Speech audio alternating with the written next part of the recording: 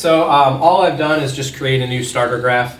And again, take a second, pause it if you need to get the starter graph on here. But I want to go ahead and start talking about some permanent changes now. So one thing that is important to note that you saw on all the temporary changes in the last video that that basically only one function shifted. Either the SRAS or the AD changed, and that was it.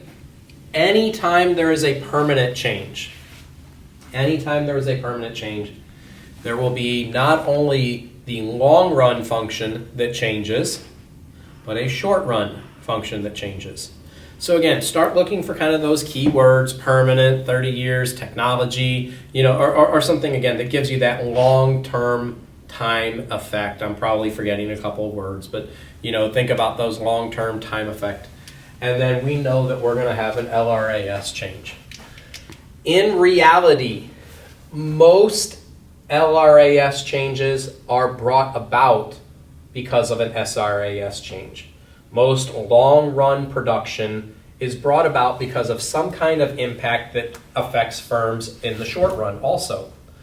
We'll look at maybe an aggregate demand change that could possibly work, but for the most part, long-run change in reality is brought about by change in the short-run production first. One of the best examples to show what I mean by that is, remember we put technology as one of our words indicating long-run change. Technology, again, think back to your Econ 1900 class, it was captured in the supply function, right? Technological change effectively altered production before it could impact demand. So technology was brought about as a supply shifter. And if you remember back to 1900, technology shifted supply to the right. Well, we want to kind of utilize that same thing. And if we say that the short-run aggregate supply is effectively just measuring the supply curve from Econ 1900, a technological change should effectively just take the short-run aggregate supply and shift it to the right. And we can do that. We can say, hey, look, here's our SRAS2, and we've shifted to the right. Great. Now here's where it's a little different. Because we feel that technology is permanent, it's not going to go away, we feel that this new SRAS curve is going to have to stay locked kind of in this position. In essence, if there is a change in technology that affects production going forward, we know it had to affect production today. You're not going to get introduced to a new technology and then say, oh, well, we'll wait and use that in 20 years. No, you're going to use it right away, and you're going to have its existence, and it's going to continue to exist for the next 20, 30, whatever years, and again, into that feel of permanence. So we know that there is going to be a new intersection between our new short-run supply, we're using the technology now, and our long-run supply, we're going to use it in the future, where LRAS shifts to the right to LRAS2. In this case, anytime LRAS changes, Y will change. So in our old video, in our old graphs, we didn't have a point there, right? We made up X and Z just because we wanted to call it something. But there was no true point here. In this one, anytime LRAS changes, Y will change.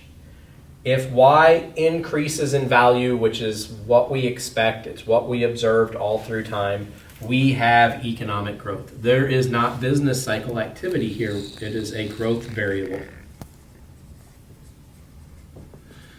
So you don't need to be putting expansion, or if we made it go the other way, recession or anything like that. No, we have growth. And we feel that this growth is permanent. That technological change isn't going away. You'll also notice that this tends to put downward pressure on prices. So maybe there's some kind of reduction there in that price. Doesn't match up as well with the CPI in terms of the story as it does here with growth, but it still kind of generally works. Again, in reality, we probably don't see prices fall because, well, that doesn't tend to happen over time.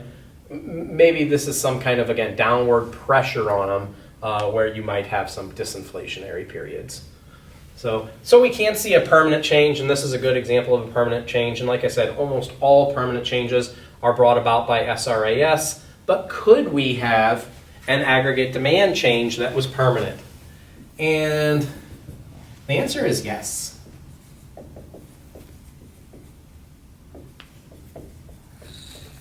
So I'm going to kind of first just start out with one that is kind of that is aggregate demand and aggregate demand only, and then one that gets kind of messy. So I'm going to talk about population growth.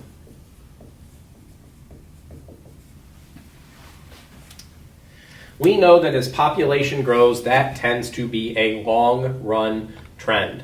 Now we do have some kind of, quote-unquote shock times of baby boom, right, where maybe the population grew faster, or now they're saying that in 9-10 months from now we're going to have a coronavirus boom from everyone being locked in their house. Maybe that's true, I don't know. But regardless, what we do know is that if we look at any graph and we look at population over time has increased. So we do expect to see population growth being treated as some permanent feature in society. We also probably expect this to initially get captured in the aggregate demand side of our model. There could be some long-run impact in terms of more workers as a production impact, but again, that's going to be long-run. That's down the road. So again, another indicator that it's an LRAS pull in this model. So I'm going to go ahead and, just do my starter graph here.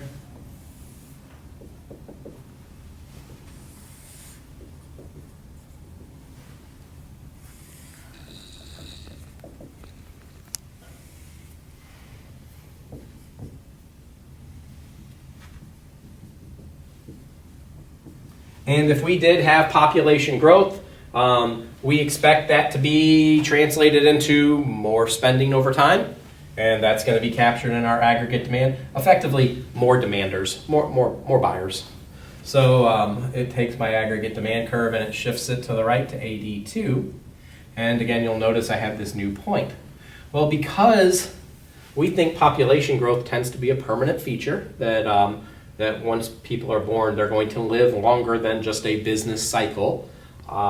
This should have some pull in the long run aggregate supply as well. Effectively, people are going to grow up and become workers and increase production in the future without necessarily changing production today. So we would get a new long run aggregate supply here at Y2, LRAS2, shifted to the right, and yet again you'll see that this increase from Y1 to Y2 is econ growth. In this case, this probably meshes up a little bit better with what we observe in our data. CPI rises. Again, it may not be necessarily indicating inflation, other than we know that over time prices are going up. And I think that kind of makes sense in that case. So it does get a little messy with the LRAS one in terms of interpreting that price index or that price level in society. Okay, so we've seen one of each. Can you have combinations? And the answer is yes. Sometimes these graphs can get messy. For example,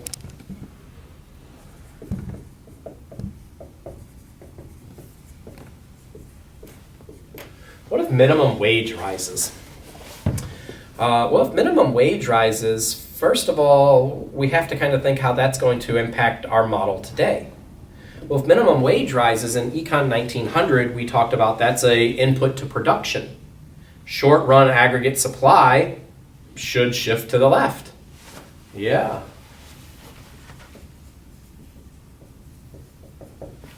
But if minimum wage rises, buyers have higher income. And if they have higher income, they're able to engage in more spending. Oh, well, okay, that's true as well. We also then have to take into account that minimum wage change tends to be permanent. Now, that's not to say that the minimum wage number is permanent, but we have not observed minimum wage going down. So if minimum wage, for example, in, when was it? 2006 was $5.15 an hour in the United States. In, I think, 2007, it jumped up to $5.75, and by 2008 was, I think, $5.85 or something like that. So, right, so it was $5.15. It went up to $5.75. It is never going back down. It is not ever going to go back below $5.15, which effectively means an increase in minimum wage is a permanent new base level of wage, which means we have some permanence tied in here.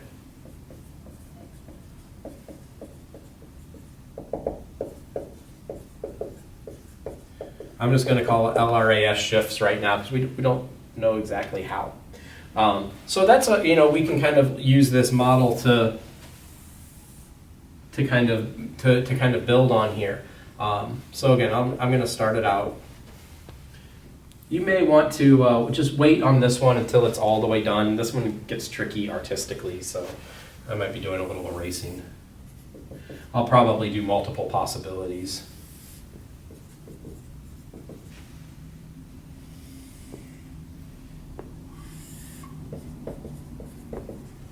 All right, so we want to kind of capture a couple of effects here, and relative strength of the effect is important. Which shift was stronger? Because that is going to tell us where LRAS went. If the impact on aggregate demand was stronger from a minimum wage increase, then because aggregate demand goes right, LRAS would go right. If the impact on SRAS was stronger than aggregate demand, then long-run aggregate supply would go left because SRAS is going left. So what has history shown? History's actually shown that it's a little bit stronger here.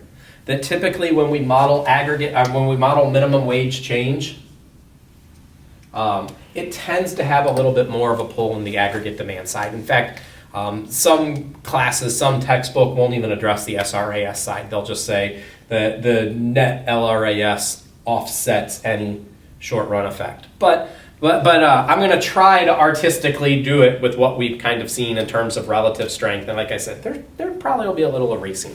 So, all right, so I want my aggregate demand in green going to the right, meaning we can spend a little bit more money, and then less strong. So let me just kind of plan this here. Okay, SRAS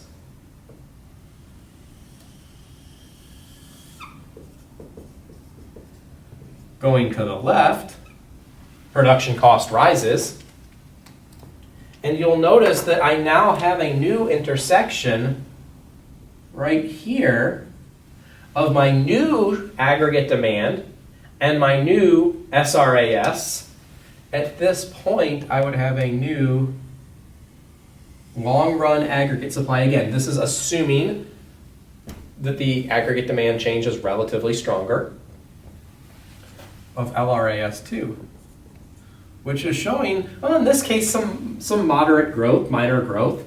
But here's kind of the kick to it, is if I start filling in, and I left this blank intentionally, this CPI side of this, look what is happening to our prices. So the supply impact and the demand impact, if I just say, let's just look at the demand impact alone, it would be right there, which would give me I missed entirely, but close enough. It would give me prices going up. If I looked at just the supply impact alone, it would be SRAS2, AD1, it would be like right here. And yep, sure enough, it's showing prices go up. And what do we end up with? We end up with the combined impact. That both of these facets of the economy drove price up. So instead of getting just kind of either one of those smaller price changes, we end up driving price, there's blue, I think blue was easier to see. We drive price all the way up here. CPI star, because that's just kind of where we ended. Actually, this is kind of legit to what we've seen. Like I said, most of the time it seems that there is an indication that the AD shift is a little stronger. So it does seem to enhance growth. It seems to be good for the economy. However, there definitely is some noticeable uptick in price levels.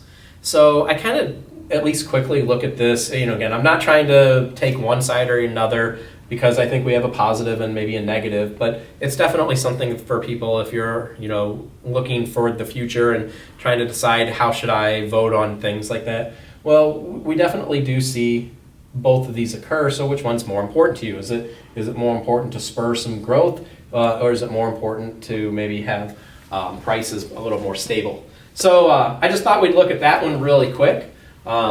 I have one, I guess, more thing that we could probably do with this model, and that's to measure over time, and I'm going to need a huge graph, so I'm just going to go over there. So why don't we pause here, and we'll do one more graph with it.